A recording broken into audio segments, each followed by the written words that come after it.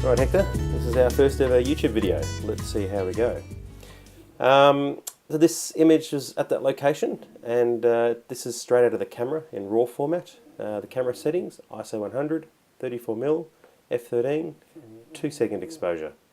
That 2-second exposure gives you the nice silky feel on the water.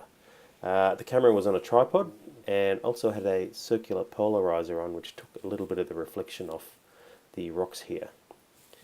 So let's go through and edit the photo. Excuse any unwelcome snoring noises. Hector, the 9-year-old Frenchie, he makes a lot of noise while we're sitting down and editing photos.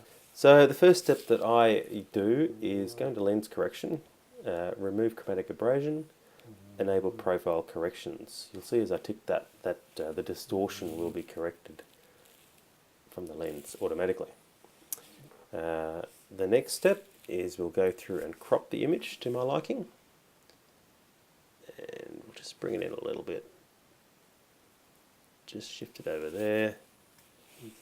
That looks pretty good. Now I've got into using the VSCO film packs. They give you a good starting point on how you want your image to look. If you look up here, you'll see as I slide through these, it gives you a bit of a preview as to what your final image will look like. For landscape images, I tend to go for the Velvia presets. So I'm going to go Velvia preset 50 minus, just to give that image a little bit of a more punch, and it's more of a starting point. The next step is in the basic section. I'll go through and adjust the white balance. Now I'll just pick out a point here with the dropper. That's not bad. Just a little bit too orange. Just bring it back a bit more. Then I'll adjust the exposure. And from here, I think exposure is pretty much spot on. I'll just bump up the contrast a little bit.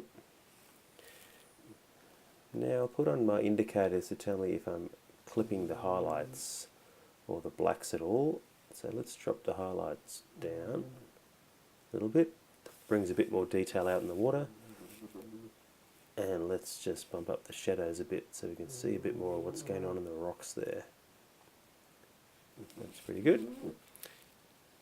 And same with the whites. I'll just drop that down. You can see as I bring that up, that's going red. So you don't want any of that. That's clipped highlights. Let's drop that down to about there. And then drop the blacks down a little bit too. Give it a little bit of clarity. And I don't think this needs any more vibrancy. Adding the vibrancy, it just gets a bit too oversaturated. So let's drop it back down to around about there. Looks good. And saturation will leave as it is before. From here, the next step I go through is the detail tab. And just to see if it needs any sharpening. So we'll zoom in on the image. Looks pretty good. If we sharpen it too much, you can see it gets a bit unnatural looking. So let's drop it back to about there. And we'll mask that so that it only sharpens the edges, not the whole image. Let's zoom out so you can see a bit better.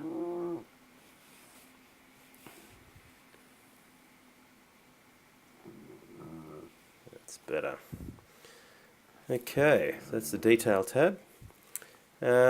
The final tab for this image I think will be the effects tab. So I might just give it a little bit of a vignette just to bring the focus a bit more to the middle. And then I'll just go through and readjust some of the other ones again. Bring some of the shadows back out again. That's looking pretty good. And the only other thing I want to do is I just want to change the look of this down here. So I'm going to use this graduated filter.